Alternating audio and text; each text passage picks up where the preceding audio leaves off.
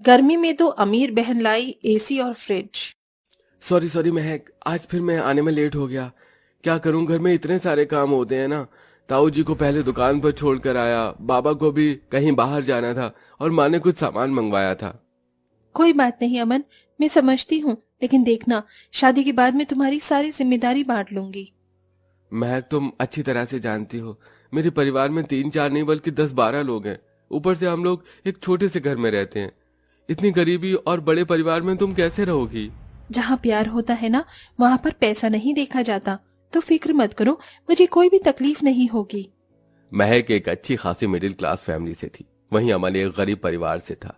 साथ ही साथ अमन का परिवार काफी ज्यादा बड़ा भी था।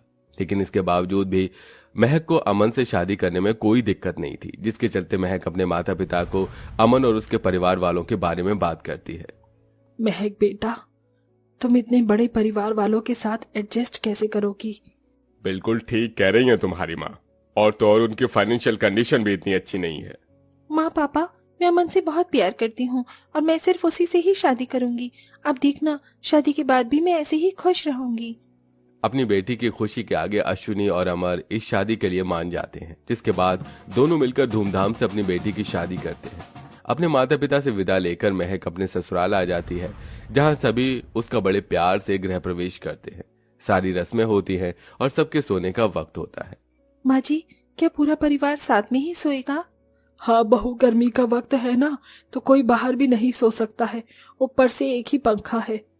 अपनी सास संगीता की बात सुन महक और कुछ नहीं कहती, जिसके बाद कमरे में जहां एक तरफ सारे मर्द सोते हैं, वहीं दूसरी तरफ सारी औरतें।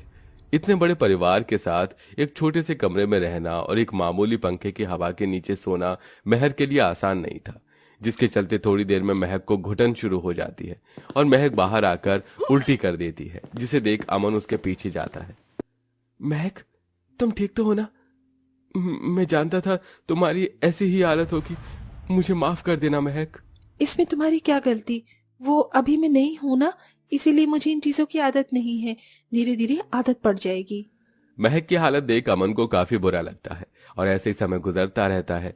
गर्मी में इतने बड़े परिवार में रहने की वजह से महक को कोई ना कोई परेशानी होती ही रहती थी।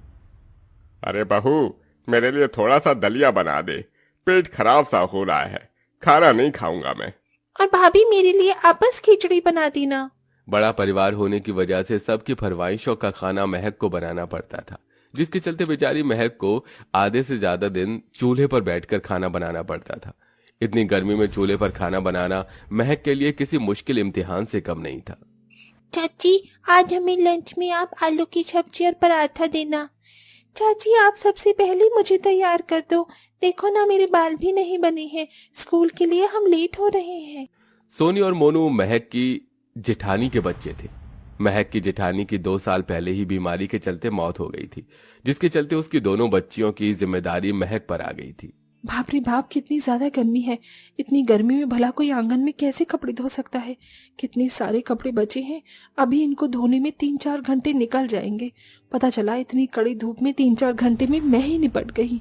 महक गर्मी में पसीना बहाते हुए आंगन में बैठकर धूप में कभी बर्तन तो कभी कपड़े धोती।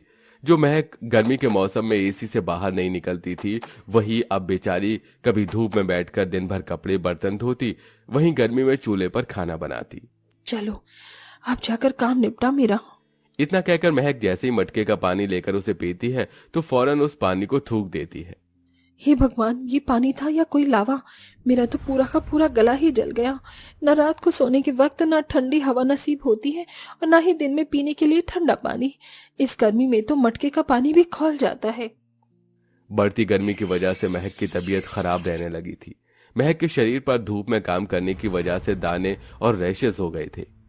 अरे भाभी, आप अंदर हो और मैं आपको बाहर आंगन में ढूंढ रही थी। चलो हमारे साथ बाहर। हमने सोचा है कि आज हम लोग मटके और मिट्टी के बर्तन बनाकर बेचेंगे। घर में पूरा दिन खाली बैठे होते हैं, कुछ काम करेंगे तो कुछ पैसे भी आ जाएंगे। हे भगवान, ये दिन भर में गर्मी में मेरे लिए काम कम था क्या? अब जो एक काम और बढ़ गया।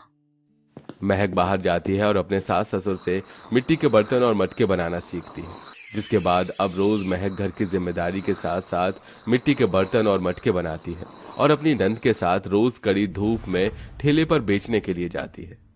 ना जाने मेरी बच्ची कैसी होगी, मुझे तो उसकी बहुत याद आती है। अश्विनी महक को याद करते हुए भावुक हो जाती है कि तभी उसके घर की डोरबेल बजती है। अश्विनी और अमर जैसे ही घर का दरवाजा खोलते हैं तो अपनी दोनों छोटी बेटियों दिया और रोशनी को अपने सामने पाते हैं, जिसे देख वो दोनों बहुत खुश हो जाते हैं। माँ पापा कैसे हैं आप? देखो हम पढ़ाई करके आ गई। मेरी बच्चियों कैसी हो? पता है हमने तुम्हें कितना याद किया। लेकिन हमसे ज्यादा याद नहीं किया होगा। वैसे महक दीदी कहाँ है? अरे हाँ, उनकी तो शादी हो गई ना, पढ़ाई की वजह से हम लोग शादी में नहीं आ पाए। आप जल्दी से उनके घर का एड्रेस दो, हम दोनों उनसे जाकर मिलते हैं। बेटा वो क्या है ना, महक अभी अपने पति के साथ बाहर घूमने के लिए गई है। जैसे ही वो आ जाएगी तो तुम दोनों जाकर उससे मिल लेना। अश्विनी अपने दोनों बेटियों से यह बात छुपा कर रखती है कि उसकी बहन ने एक गरीब घर में शादी की। वहीं दिया और रोशनी इसी आस में रहती हैं कि उसकी बहन ने एक अच्छे ससुराल में शादी की होगी, जहां वो एक अच्छी जिंदगी जी रही हैं। ऐसे ही एक हफ्ता गुजर जाता है। दिया और रोशनी शॉपिंग करने के लिए बाहर जाती हैं। शॉपिंग कर दिया और रोशनी घर आई रही होती हैं कि तभी उन्हें रास्ते पर एक मिट्टी के बर्तन बेचने वाला दिखाई देती है, जिसे देख दिया अगर मैं गलत नहीं हूँ तो ये महक दीदी है ना? रोशनी ये महक दीदी है, लेकिन ये महक दीदी ने अपनी क्या हालत बना ली है? माँ ने तो कहा था कि उन्होंने अमीर घर में शादी की है। दिया रोशनी कुछ समझ नहीं पाती, जिसके चलते वो सीधा घर जाकर इस बारे में अपने माता पिता से बात करते हैं। दोनों के पूछने पर अश्विनी और अमर से उन्हें सारी सच्चाई पता चलती है, जिसे सुनकर हमारी बहन इस तरह इतनी गरीबी में जी रही है और हमें भनक तक नहीं। दिया और रोशनी अपने माता पिता से महक के ससुराल का एड्रेस लेकर जाती हैं और दूर खड़ी होकर छुप कर देखती हैं कि कैसे उसकी बहन सुबह से शाम तक कड़ी धूप में कभी बर्तन धोती तो कभी कपड़े धोती, वहीं धूप में घूम घूम कर मटका बेचती। अपनी बहन को इस तरह देख रोशनी और दिया की आंखों में आंसू आ जाते हैं। दिन रात गर्मी में इतना काम करने की वजह से अब महक की तबीयत बहुत ज्यादा खराब रहने लगी थी। महक, मुझे माफ कर देना, मैं चाहकर भी तुम्हारे लिए कुछ नहीं कर पा रहा हूँ। दिन रात मेहनत करता हूँ कि एक छोटा कूलर या फ्रिज ले लूं, लेकिन अभी तक नहीं ले पाया। वहीं दूसरी तरफ रोशनी दिया से अब अपनी बहन की ऐसी हालत देखी नहीं जाती, जिसके चलते अगले दिन ही रोशनी और दिया एक ट्रक में सामान लिए महक की ससुराल पहुंचती है। महक जैसे ही अपनी दोनों बहनों को देखती है तो उसकी आंखों में खुशी के आंसू आ जाते हैं। रोशनी, दिया, कैसी हो मेरी बहनों? पता है मैंने तुम्हें कितना याद किया। हमने भी आपको बहुत याद किया। महक अपनी दोनों बहनों से बात कर ही रही होती है कि तभी उसकी नजर घर के बाहर खड़े ट्रक पर जाती है। रोशनी, दिया, ये ट्रक हमारे घर के बाहर क्या कर रहा है? महक के पूछने पर दिया उस ट्रक के पास जाती है और ट्रक ड्राइवर से कहकर ट्रक के अंदर रखे बॉक्स को घर के अंदर ले आती है। जिसके बाद दिया और रोशनी उन 2 बॉक्स को खोलती है, जिसके अंदर एक और फ्रिज होता है। ये देख महक काफी हैरान हो जाती है। ये देखिए, हम आपके और आपके परिवार वालों के लिए क्या लेकर आए हैं, एसी और कूलर। अब गर्मी में आपके पूरे परिवार को न ही तो सोना पड़ेगा और न ही किसी को ठंडे पानी के लिए तरसना पड़ेगा। लेकिन रोशनी, दिया, ये तुम दोनों क्यों लेकर आई हो? हम लोग ये नहीं रख सकते, इसे तुम वापस ले जाओ। दीदी ऐसा मत कहो, ये देकर हम आप पर या आपके ससुराल वालों पर कोई एहसान नहीं कर रहे हैं। शादी में तो बहनें एक दूसरे को गिफ्ट देती है ना, तो आप इसे हमारा एक छोटा सा गिफ्ट समझकर रख लीजिए। हाँ दीदी, प्लीज हमारे लिए। अपनी दोनों बहनों के बार बार जिद करने पर महक एसी कूलर रख लेती है, जिसके बाद अब महक का पूरा परिवार आराम से एसी की ठंडी हवा में सोता है और फ्रिज के ठंडे पानी को पीता है, जिसके चलते अब महक की तबीयत भी ठीक रहने लगती है। वहीं दिया रोशनी पैसों से भी महक के परिवार की मदद करती हैं, जिससे अब अमन एक अपना छोटा मोटा बिजनेस खोल लेता है और अब धीरे धीरे उनकी फाइनेंशियल कंडीशन भी ठीक होने लगती है।